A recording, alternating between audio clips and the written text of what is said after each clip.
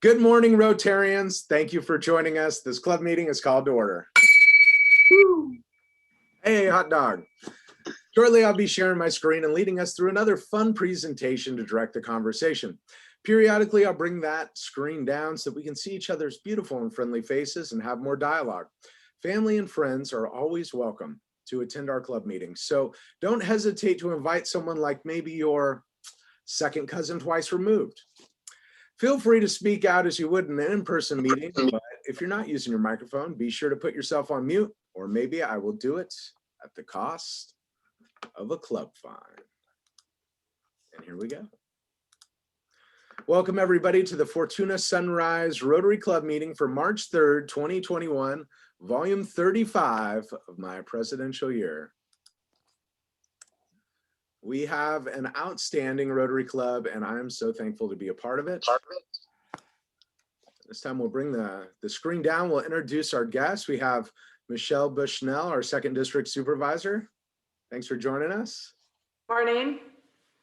And looks like we have also Diana Rios from the Fortuna Noon Club. Good morning, Diana. And one of our outstanding club members we didn't say hi to this morning, but he's here, Sal in Scotia. Thanks, Sal Kanichi, for joining us. All right. Okay. So sorry for the delay. Good morning. Oh yeah, it's all good. Thanks for being here. Sorry, but I did not receive a Zoom invitation last night or this morning. Oh wow, maybe it ended up in your junk. No. No? Huh. Interesting. Okay. All right. I'll double check, make sure you're in the system there, Sal. Simon, this is Jeff Nelson. Yeah. I didn't receive one either. Weird.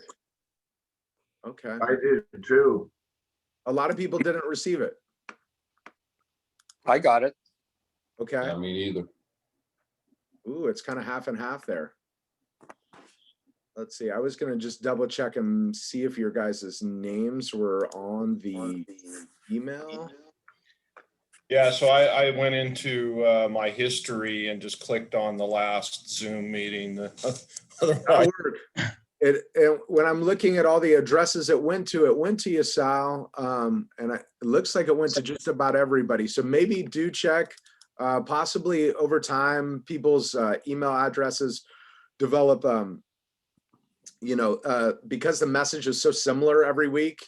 And maybe if you didn't open one or who knows what, like say the week before you were in Ukiah and you didn't come. So maybe you didn't open that one. Your preferences of your mailbox might automatically think it's junk and then start dumping it there. So maybe take a look in your spam or junk folder. Anybody who didn't receive it, pull it out of there and kind of set the preferences again on your mailbox so that it receives all the messages.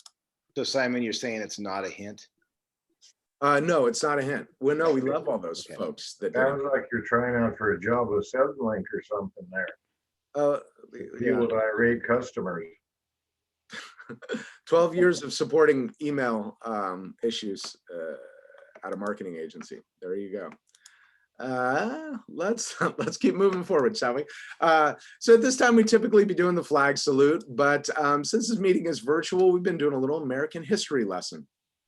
As you know, on this day in 1845, Florida became the 27th state in the United States of America. And also, a couple years later, 1931, Cab Calloway makes music history when he records Minnie the Moocher. This is his first jazz album to sell 1 million copies and continues to be a popular album today. All right, and next up, we'll have our inspirational message, and we're going to turn it over to Seth McGrath. Seth?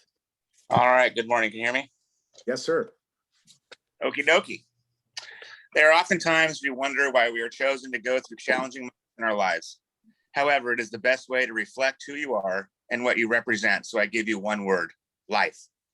L, laugh at yourself and with others as often as you can. I, inspire others, no matter how little or how big. You never know the size of footprint you will leave in their life. F, find what makes you happy and make memories. E, enjoy the ride and know that you can laugh, inspire, find, and enjoy life that you've been given. Oh yeah, love it. Thank you, Seth. Good job. Sounds real good. Okay, we'll turn it over to Scott Downey for our four-way test now. Scott? The four-way test of the things we think, say, and do. Is it the truth? Is it fair to all concerned? Will it build goodwill and better friendships? Will it be beneficial to all concerned? That's right. Thank you so much. Oh, wow. Okay. So let's see, coming up, we've got the district training assembly. It's now free, so you don't have to, build our club, because typically the club will cover the cost. But yeah, free district training assembly. It's going to be April 16th and 17th, Friday and Saturday. I encourage all the club members, young and old, depending, doesn't matter how many years you've been in Rotary. It's a really good way to network, learn new things about Rotary, new directions, and maybe get re-inspired in something that you're passionate about. Also, our major fundraisers on the horizon. Next meeting, we'll be bringing some ideas to the club, asking for help from the entire club. It'll pretty soon here, it'll be all hands on deck to get geared up for that. So we'll start pairing off into groups that will help out with certain aspects of that major fundraising meeting. So be prepared. We're going to need everybody all in to have another successful fundraising year, but it is so possible, so very possible. We'll talk about that more. Cool. All right. And on to backpacks. Let's see. This week, we've got Jeannie Wise, Sharon Benda, Dr. Greg Bartle, and Joanne Sinner. Next week, we've got Buster and Lori Garrison, as well as Jeannie and Kurt Weiss. And I'm going to bring down the screen share real quick. Let's have a quick backpacks dialogue. Dr. Greg was asking if he could show up a little early, Steve, around 2:30. Is that a good time?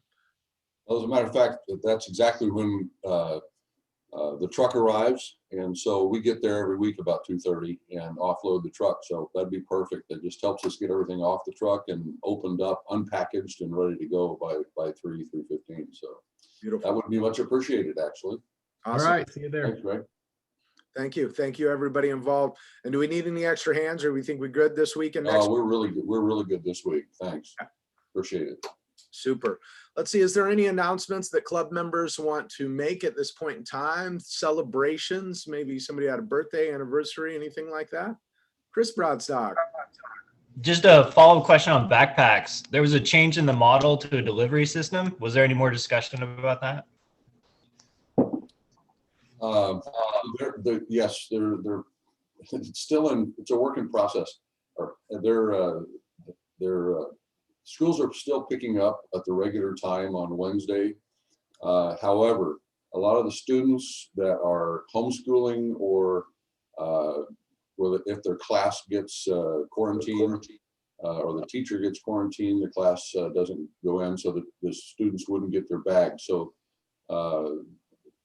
we have volunteered to deliver the leftover bags on Fridays. The schools still have some details to sort out. We did make deliveries this last Friday, but only for 3 of the schools.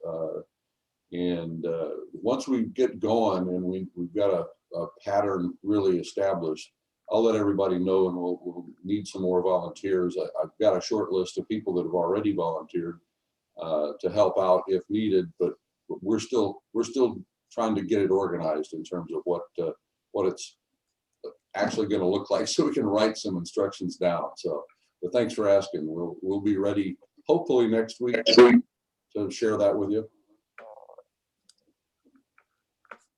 Awesome.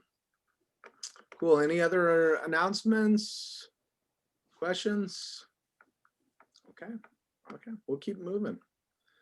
I'll keep it moving. Here we go. So being an art educator and the president of this Rotary Club, I thought it was a great fit to educate folks on art a little bit every week. And so what we've been doing is taking a deep dive into an artist, looking at their work, and then towards the end of it, I ask a Rotarian from the club to kind of critique, interpret, talk about the type of medium, so on and so forth, in their own words. And it's been a lot of fun, I hope. And we've raised a little bit of money for the club in doing so. And after a couple of weeks of kind of heavier, really emotional stuff, I thought, why not do something a little lighthearted? So we're going to come to San Francisco to look at an artist named Jeremy Fish. And here he is eating a burger in a burger suit. Yeah. We'll get into burgers more. But Jeremy Fish, at first glance, Fish's images seem to be rooted in an alternate world, a world where gnomes travel via saddled dachshunds back and and birds of all nations hatch adorned with heads and hairstyles of every human stereotype imaginable. The bold, precise outlines give his ideas the immediate impact, but it's the aftertaste that really cuts deep. Everything comes with its own story. And I've never known Jeremy to create something without a reason for it to exist and an accompanying tale. His pictures are built from the simplest ingredients in which every person can identify. He's got a degree in painting. He focused on screen printing, and his education, his work experience led him to a career as a fine artist and a commercial illustrator. And he's found a balance between exhibiting his work across the US, internationally in galleries and museums, while maintaining a presence, designing skateboards, t-shirts, vinyl toys, album covers, periodical illustrations, murals, and sneakers. The artwork is mainly about storytelling and communication, told through a library of characters and symbols, with an emphasis on finding balance with the imaginary, somewhere between all things cute and creepy. Jeremy's based in North Beach, aka Little Italy, there in San Francisco for the last 20 years. And here we've got some of his work, and you might notice our past exchange student, Misa, standing right next to one of his sculptures that appears on Haight Street, and it's very far end of Haight Street. We went and visited this sculpture. It's made, the current one's made out of bronze. The first one was made out of plaster, and it lasted, I think, 5 or 10 years before it started dissolving to the harsh Bay Area elements. So they rebuilt this beautiful bronze statue down there on the Haight Street. So if you get a chance, it's a beautiful piece of work to see. And Misa and who else was there with us? Paulina. They really had a fun time finding it with me. Also some other work. You can see some Bay Area imagery in there, Quake Tower, and this cute little grizzly bear hat there on the left. That's pretty cool. But let's get into burgers, shall we? Why not? So burgers have been Jeremy's favorite food since birth. I don't know if that's possible, but sure. He loves this. He's in love with seeing this meal stacked up with beef on a bun. Thousands of foggy days turned sunny by the right blend of beef, cheese, and bun. He thinks that inspecting burgers is his whole life. So twice a month, he investigates the beef on buns in San Francisco. His goal is to turn folks onto new burger spots and remind old school burger heads to revisit some of the classics. You can see his reviews on the website, thesfgate.com, where he is where he's dubbed the best burger inspector. And here we've got a really cool burger bear bed sheet, I think, there in the dead center, and a couple, let's see, the one on the left, we've got this bunny with all these different burger signs, and these are signs from SF, San Francisco, restaurants and stuff. One other cool thing that I kind of tie it all into this burger theme is when businesses started getting shut down in March, he started a campaign to fund a lot of the local restaurants in his area. So he started producing art, and all the benefits went to a lot of these restaurants that were really, really hurting because they were shut down, due to COVID. And so not only is he promoting all these businesses, but when times got tough, he put his money where his mouth was and did a lot of stuff to volunteer and benefit him. So I think even though he may not be a Rotarian, he's got a Rotarian heart. Okay. And the last one we're going to call on a Rotarian. I think we're going to call on Pete Fennell this morning. Peter, if you're there, take a look at this piece by Jeremy Fish. It's a painting. I'll give you a little hint there. It's called Beating the Odds. And tell me about it in your words, if you could, sir. Well, I can tell you from his experience, he's obviously has his motorcycle background. And being in San Francisco, he always uses animals inside of his picture. See, and this is the tortoise and the hare. So this is actually a reverse psychology, so you can have the hair actually is the outer of the picture, and the tortoise is actually the one driving the boat. And he uses a lot of different features inside of here. So when you look at this picture, you think of the ultimate race of the tortoise and the hare, but it's really actuality. It really hits close to home because you have the Harleys, you have the open road, you have his home base, and he's actually portraying a good picture, but he doesn't use that color splash that you're looking at, but he does use quite a bit of different things on this picture. So I really enjoyed this piece. Thank you, Simon, for sharing it with us and the burger world. So I appreciate that. Yeah, you bet. That was outstanding. Thanks, Peter. I loved it. Yeah, tortoise and the hare. Yeah, so you mentioned the lack of color in it. One thing that I love here, even though it's got a lack of color, look at those subtle textures that he throws on the fur there. All those little they're almost like elliptical shapes, so very thin feathers, yes. But with a very subtle tone, right? There's not a lot of change in what we call color value there.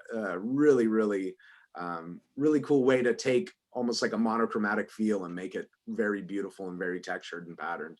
So yeah, I think that was pretty darn good. $10. How about $10 for that? Sounds good. All right. Sounds good. Hey, Cool. wait a minute. Peter is in the Century Club. Whoa, Pete, what do you want to do? You want to throw that on to somebody else? Let's see. Here, I'll pull down the screen share so you can see all the fantastic. Oh, there we go. I was wondering, I was trying to figure it out with the button.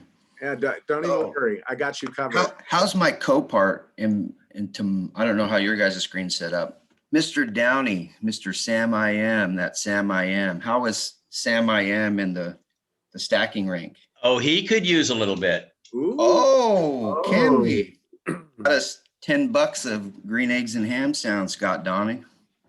Well, I go back to your picture, Simon. I've got a comment to make on that. Oh, For my $10. Okay, $10. He gets a comment on it. Let's pull it back up. I love Yeah, this. just so you know, $18 would get him into the Century Club. Well, we'll see what you pronounce it. You can be the judge. All right. Hit it. I think this is a teamwork photo. Yeah. Really. Because, I mean, where's the rabbit leave off and the awning on the buggy start? So that rabbit is providing a kind of cover for that tortoise that can't see, obviously. So it's also giving him guidance. And since he's lacking arms and legs, the tortoise is helping out by driving that thing. So I think, it's a strong statement on teamwork between species. Yeah, Scott. It's kind of a hair-raising experience. What you guys are missing is the hare wins by a nose every time. What about those The teeth? twist on the old story. Oh, We need it a does. dentist in this thing. I mean, all of these puns have got me shell-shocked, you guys. Oh, God. All right, that's $18 worth. $18? He's in the Century Club. What? I have a question. Yes. Did anybody notice on the gas tank of the motorcycle that little fish image? Does anybody want to comment on how that fish? That's a tortoise. Turtle. I think I figured it out. Looks like a tadpole to me, which is interesting because the tortoise is a reptile, of course, and the tadpole would be an amphibian. Actually, the tortoise would be biting that about now. Well, you're actually all wrong. It's since he's from San Francisco, it's in reference to Country Joe McDonald and the fish. Simon? Yeah, yes. Simon? Yes, Walt. As someone who is pretty far behind in my quest for the Century Club, I think we're missing the whole point here. Okay. This should be about burgers. It should. In the interest of full disclosure, I have a conflict of interest, but I think this individual, whose name is Fish, who depicts beef, is one of the masters. I mean, he's right up there with Van Gogh. And all that just went by in a flash. Well, that's the irony of a guy's last name Fish, knowing that beef is what's for dinner. Absolutely. Goodness. Clearly, Walt got a hold of him at a young age. Let us move on. You know, I love that there was so much conversation about the art today, and Walt, you know, being so tied to beef. How about $5 to you? There we go. We'll get you closer. No, I feel too strongly about it. Let's make it 10. 10, let's do it. Love it. Love it. You guys are awesome. Thanks so much for the good discussion today, man. Oh, you guys are on fire. So weekly recognition. Every week I've been, well, you know, every couple weeks I'm drawing people from the club and doing some kind of recognition. And some weeks it's a little bit more lighthearted and fun and shorter. And I think we're gonna keep it short and fun this week too, lighthearted. So let's see, if you remember back, I think it was about a week or two ago, we saw an album cover from Kenny H, right? It was a mock on Kenny G. Has anybody ever seen this album right here? Chris Broadstock, huh? Chris, what do you got to say for yourself? Look at that belt with the C on it. Chris was wearing that at the golf course the other day. Do you still have to, Chris? You got to look good to play good, and I'm looking pretty good there. Yeah, the color palette, black and white. I mean, it's just too much fashion, too much. Can you tell me who the original artist was on this one? Maybe you probably. Ooh, young enough. my wife could, if I could bring in a cameo real fast. No. It's boy band material right there. You know, like in the early 90s right there. Chris Brown. Yeah. Oh, well done, Sammy. Morning. Morning. Oh my God. Why does that belt buckle look like a rodeo belt buckle? It's definitely got a little country. Well, because he's from Fortuna, right? You know, you got here. And he's about to do a mic drop. That's right. It's on fire. The mic's on fire. Well, Chris, I think this is worth $10. Easy. Wow. Yeah, very easily. Thank you. Okay. Thank you. Well, let's see. And Sammy needs that picture for the next Christmas card. So. Okay. Done. Well, let's see. I picked on Chris. I've got another one now. How about this one? You guys, this is, whew, I don't know if you're ready for this one. Here we go. Who's this? Who's next? Jeff Nelson. Games Rednecks Play. Jeff, what do you have to say for yourself about this? What, 2.5? That's all she gets for lifting that heavy ass truck axle in the back there? Jeff, any comments? Now's the time. Come on. Peanut Gallery in effect. Where you at, buddy? I think he just passed out. Did he let himself out of the room?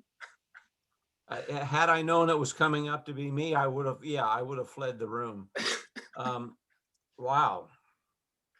I'm not sure what picture you put that into, but yeah. Well, no, I got nothing to say about that. Nothing to say about it. Anybody else? Redneck. That would be the key. It's an album cover, but not your typical. It's not a musical album. What kind Well, I know who it is, but it's kind of like the Fox and the Hound. You got to chase around for the title. Yeah. It's a Jeff. But it'd be worthy of if you got it, you'd be quite worthy of your status in knowing these things. Mm. He gave you a lot of hints there, Jeff. Yeah, he's a true comedian kind of guy. So, excuse me, I got to unmute. It sounds like he's you know, the hints are towards Foxworthy, but yeah. There you go. It's a Jeff Foxworthy album. Old school Jeff Foxworthy album. Well, since you didn't come up with that, I'm hitting you with 15 this morning. Yay! That gets him in the Century Club. Whoa, hot dog, Jeff. Well, right. Yeah, that'll do. I'm getting you all in there. Well, okay, enough fun, you guys. Let's see. I'm going to pass it over to our program chair, Erin Dunn, who will introduce this week's program. Good morning, everybody. It is my distinct pleasure to introduce our supervisor for District 2, Michelle Bushnell. And we're going to do a Q&A type format today. It's a chance for us to get to know Michelle, our supervisor, and you can also ask questions. So I'm going to start out with a few basic questions, and then we'll take questions from the audience if we have them. So as we get to know you, we know you're from Southern Humboldt. We got to know you during the campaign. We know you through business. But if you wouldn't mind just telling us about yourself for a few moments. Sure. I'm a fourth generation Southern Humboldt resident. I was raised on a cattle ranch by my grandparents. My great-grandparents, my great-grandfather was the postmaster in Harris, and my great-grandmother ran the stage stop, which would come from Bell Springs, and she would feed them and house them until they would continue on to Blocksburg and then Eureka. I went to South Fork Redway School and South Fork High School. I graduated in 1988 and stayed in the area. I was a school bus driver for about 13 years at Southern Humboldt Unified. And I have 3 children and 5 grandchildren. My husband has 3 children, and so we have 6 together. I bought a retail business about 10, 11 years ago in Garberville, the Southern Humboldt bootleg, and live on a cattle ranch in Blocksburg and do a little bit of logging, have a couple logging trucks, have some rentals. So decided I might try this job out. Well, we really, you know, your business background will really be a great support for your work going forward. What would you, so you're brand new really in the job for a month and a little bit. What would you like to accomplish in the next 6 months in the short term? Well, knowledge for myself, where to, how to facilitate for my constituents what their needs and requests are. One of the hardest things right now with COVID is to getting to know people and getting to know their wishes and desires for the second district. And the second district being so diverse with the Southern Humboldt unincorporated rural area, and then the Fortuna Rio Dell incorporated area, finding my pathway and people's wants and needs when it's so diverse. I really would like to be able to you know, have a good handle on that in 6 months. Also, my position as a supervisor with county department heads, not that I don't know what my position is, but facilitating that and finding, you know, when someone new comes in, there's always a little bit of downtime, and I want to try to not have that be prominent. And as you think about, you're in the meetings and you think about what you might want to accomplish in the next three years, what's on your list?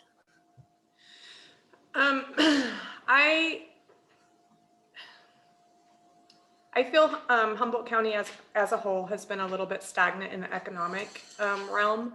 I also feel that we as a county set up policies and procedures to make our county run smoother, and then we have a lot of input that sometimes distracts those projects. So I for myself, and I think from what I'm hearing my constituents, I would like for there to be a smoother path when it comes to accomplishing things in the second district, and to have a real when we're considering projects or policies or issues, kind of stay to more a fact-based decision.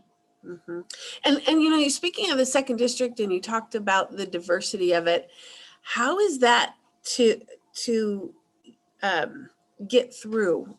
Because you're right, you have county, you have incorporated, you have a long distance between all of the constituents. What is your plan, or what are the challenges of kind of bringing all of that together?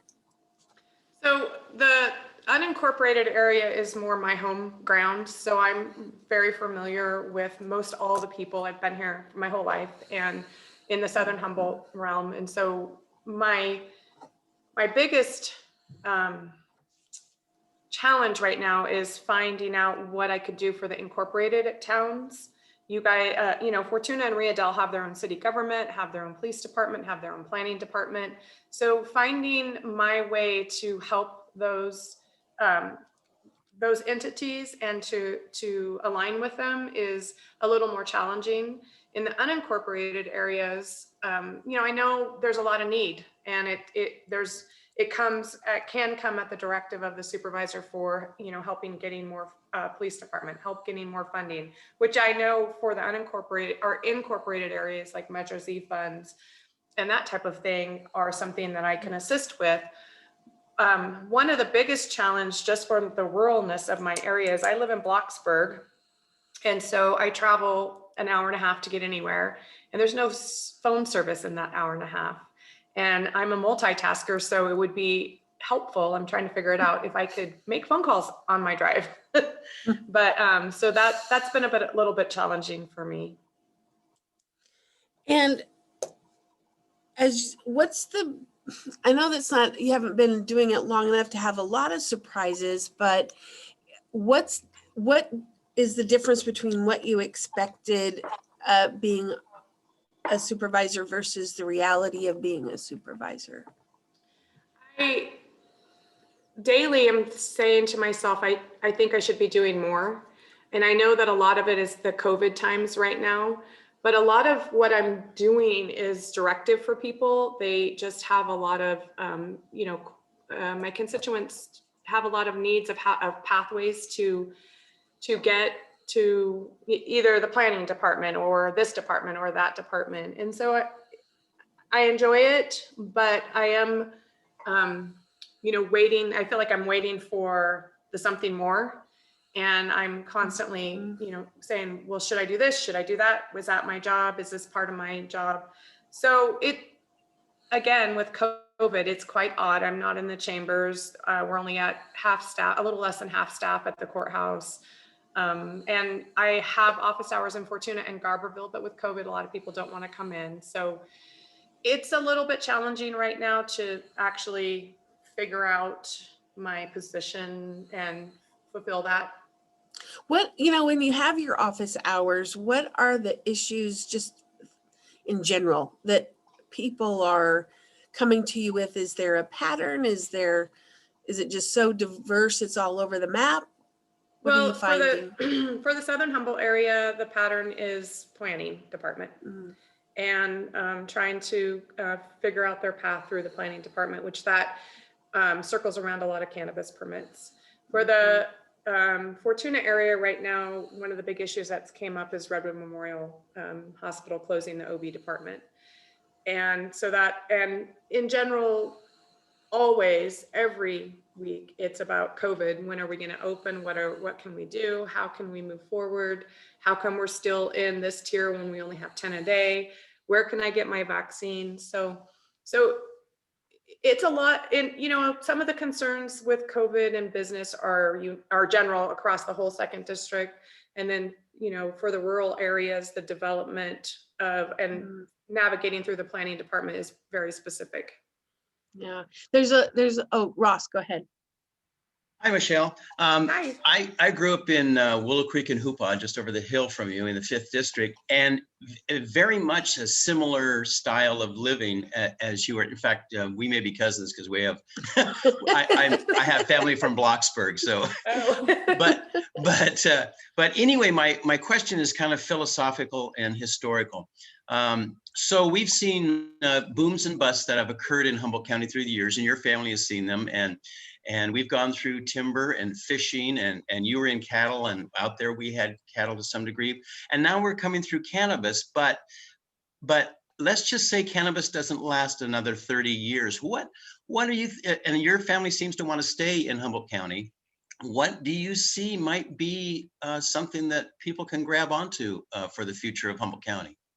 Well, that's a big question. I think that one of the things that I've seen through the years that have been a little different and troubling for me is the lack of wanting to move forward with any kind of economic development. And there's a certain amount of people that want to, and there's a certain amount of people that don't. Public, I don't think cannabis is not going to sustain our county in a whole 100%. It is each one of those entities that bring to our county. I think tourism is going to be, I'm hoping, a bigger part coming forward. We in the 2nd district especially have some curb appeal problems in my Southern Humboldt area, and that's something I would like to work on. I do think that we could market Humboldt County a little bit better as a whole instead of being individual or more district wise. We don't do a very good job at that, marketing Humboldt as a whole. I do believe that timber, cattle, dairy, each one of those entities, small mom and pop businesses, will bring us forward for 30 more years. But I also think we need to, if I can say it, kind of get out of our way a little bit for some larger projects coming into Humboldt County. And there always is going to be opposition, and there always is going to be change, which is difficult for people. I think that if we can really do a better job at bringing those issues forward, having a little bit more public, let people say their piece, address the issues from the very beginning. I'm very hopeful that we could possibly get a little bit more development going. I know housing, we haven't had a lot of smaller subdivisions in Humboldt County for a long time, and I'm kind of trying to dig into that and see why. Housing is a big issue in most all of Humboldt County. Affordable housing is a big issue. I would like to see that we could maybe get some pathways for more housing. I worry about the OB department at Redwood. When you start taking things away from areas, people don't want to come live there any longer. When you look at an area for an outside young family coming in, you look at school districts, you look at hospitals, you look at what kind of jobs can sustain me. And when you start depleting those services, you start depleting people that want to come live in your county. So I think that we should try to preserve those services that we have throughout Humboldt County and not consolidate them just in the Eureka City area. People come to Humboldt to live rurally, and I think we really need to key on that, especially in the 2nd district. Are there any other questions here? I have a few more, but One, Aaron. yes, please. So Michelle, just to follow up on the healthcare issue, I mean, this is a significant part of your area. I mean, the OB issue will affect Garberville and Southern Humboldt just as much as it affects people here in Fortuna. So I'm just thinking about if you could outline what is coming and happening within the community that you're involved in to try and provide some leadership to ensure that our healthcare providers are partners in the health that we receive. And that includes what once was St. Joseph and now Provident, which is instituting a lot of streamlining of services, and corporate healthcare coming to Humboldt County is going to make a significant change. But also the open door situation where the big new building in Fortuna was built to be the savior of everything. And I'm not sure that they're necessarily the perfect partners right now either. So how can leadership be provided? What's happening and what needs to happen in your view? Well, being brand new, I'm finding my pathway again. I met with Roberta from Providence 2 weeks ago, and I also met with her on, I think it was Monday. Yeah, Monday after the announcement on Friday. And, she was pretty blunt and said, this is it, this is how it's going to go. But I think, the board took a position in 2020 that they were supportive of keeping the rural services in our Fortuna area. And we sent that to the Attorney General. We are going to resend that because that is still the board's position, Board of Supervisors position. I also have been meeting with the local doctors around Fortuna to see what they think is the ideas and pathways forward. And I'm just trying to be supportive. for me, the Redwood Memorial Hospital with the ruralness of the South County, I know people say it's 15 minutes from Fortuna to St. Joe's, but it's not 15 minutes in the rural areas of Dinsmore, Southern Humboldt, Alder Point. And also there is a very brand new hospital in Willits, and I don't want to send people out of our county. You know, that's another thing. If we start depleting services at Fortuna, then what would keep people from Southern Humboldt to, you know, not going over the county border into Mendocino, going down to Willits? So I think, you know, and for our county, just to have services, like I said earlier, start depleting, it's going to deplete people coming to our area. And I'm not sure, you know, what I can do. I'm trying to facilitate meetings, talk to people, get the community involved, and just recognizing that when you lose one service, you start losing other service. And it's so vital to our area, the 2nd district, especially Redwood being the only hospital in our 2nd district that does OB, has an ICU, does surgeries, that it's really important to keep that sustainability going in the 2nd district. Well, I encourage you to keep pushing that envelope, because the urgency is significant right now. And it's not just OB, there's multiple other things that are being streamlined, that are being affected. Yeah, and I worry for the constituents, especially in the 2nd district, that big Providence, of being a big corporate hospital, doesn't recognize, you know, there's always a certain amount of what you give up as a corporation. And I understand that mindset, but I don't understand it for our district. And it's very worrisome to me with how rural, you know, the South County is, and what that could mean to people, and what it could also mean to our population. People do not want to stay in an area where there aren't services, especially medical. That's one of the first looks when you buy a home or when you move to an area. Scott Downey, did you have a question? Yeah, I did. Michelle, my background is in fisheries, and we might be cousins as well. I grew up in Garberville area, but and I have relatives that go back 5 generations as well, so it very well could be a relationship, knowing the old boys. But my complaint here, I think, has to do with, I'm watching in the, particularly it seems like the Monday papers, the number of permits that are being applied for expansion of marijuana grows into large commercial facilities encompassing, or the acreage isn't that important in a sense, but up to like 5 acres seems to be a pretty common size. And our planning department, which has been over forwards and backwards for the commercial legalization and the promotion of the marijuana industry, may give us and will give us some short-term tax benefit, but in the long term, they're exhausting the natural resources of this county, in particular water. And if you look at the water demands associated with those applications, we're talking up to 1 million gallons a year being diverted to go on to the marijuana plants. Now, that's not necessarily a bad thing if you've got the water, but we don't. And the reason we don't is this is quite an arid area in the summertime, and the runoff rates are very fast. So we depend upon groundwater. Most of those applications that you'll see are saying we depend on well water. It's all good. And we'll put it in tanks, or we'll put it in dugout ponds or whatever. The upshot of it is that the groundwater is no more than a bank account to keep our summer flows going. And you're an old timer like me. And I remember as a youngster running around these hills in the summertime fishing, which was legal in those creeks in those days.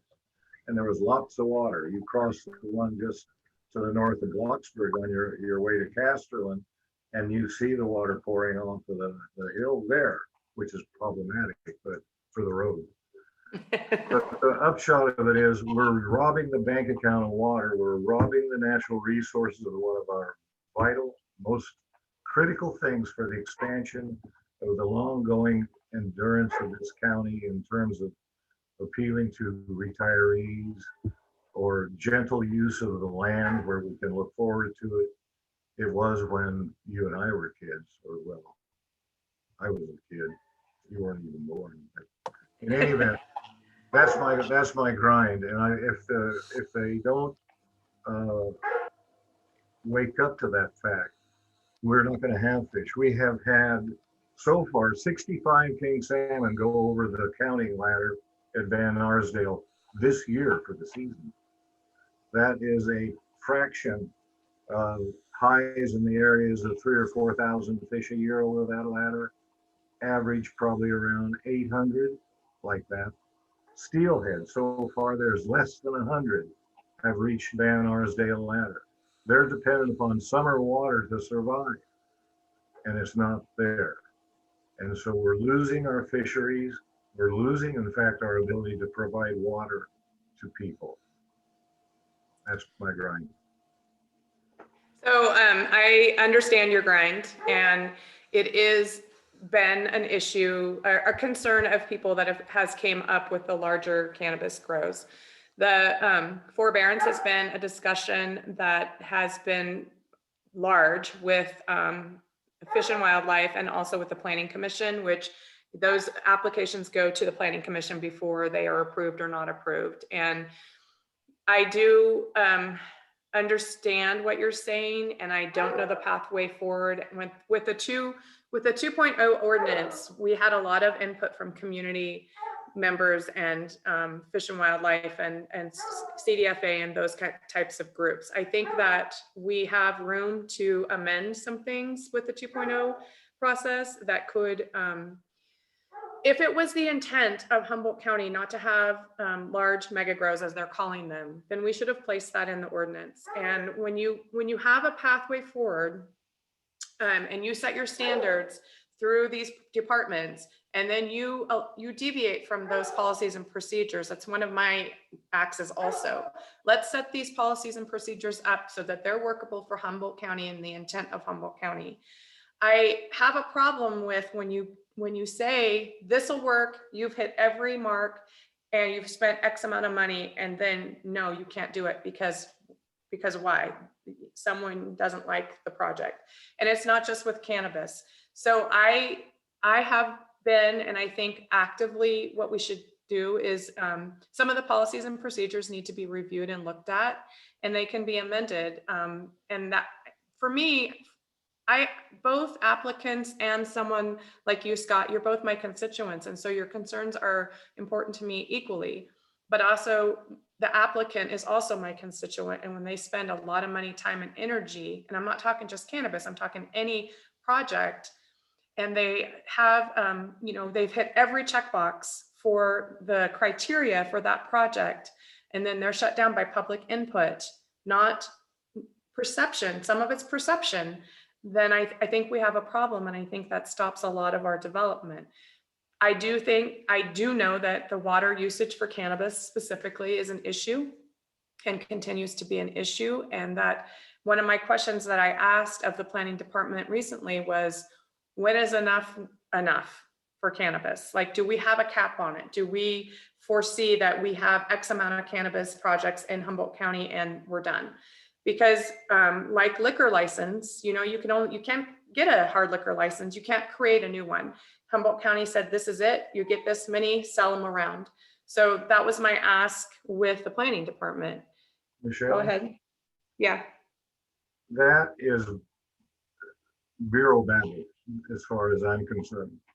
Frankly, bureau babble.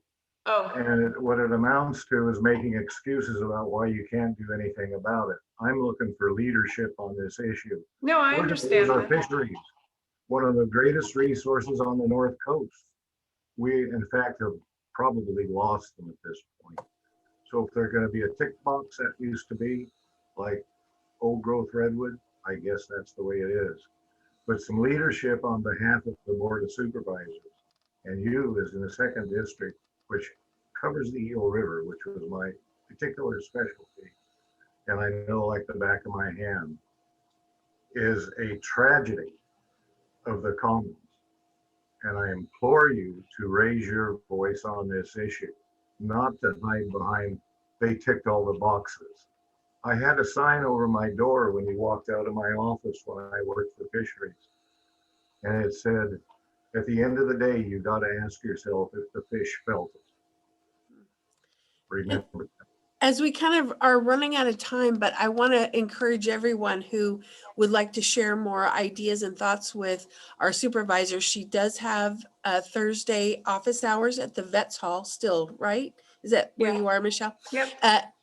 At the Vets Hall, and from 10 to noon? 9 to 1. 9 to 1. So please stop by and share your thoughts and get to know our supervisor. Thank you, Michelle, so much for being with us here Thank you this for having morning. me. And Simon, back to you. And thank you, Michelle. I didn't mean to get stuck into you personally at all. That's okay. I hear you guys. I hear you, Scott. Bureaucratical babble is not something I do, but I do know that my, my job is for both, not just you. So, and I understand your concerns and I hear them. Thank you. Thank you so much, Michelle, and thank club members for showing up. We're going to do a raffle drawing. You could win untold fortunes, or actually it's probably down to $50, right? Somebody won last week.